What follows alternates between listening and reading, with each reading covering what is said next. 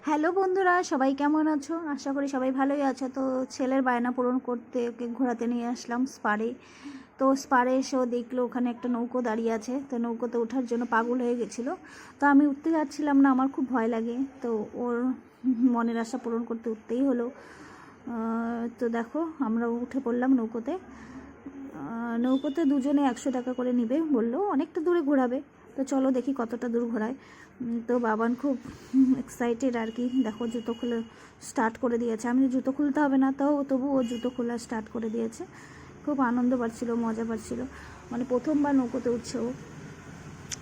দেখো আমরা যাচ্ছি, অনেকটা অনেকটা দূরে চলে এসেছি। দেখো চারিদিকটা কত সুন্দর, সবুজে সবুজ, এত ভালো লাগছে মানে কি বলবো আর। তার মধ্যে আবার বিকেলবেলা সূর্য অস্ত যাবে আর কি। খুব সুন্দর লাগছে চারিদিকটা। তোমরাও এসো ঘুরতে, তোমাদের খুব ভালো লাগবে স্পারে। এখন অনেক নৌকো লাইন লাইন করে দাঁড়িয়ে থাকে দেখো।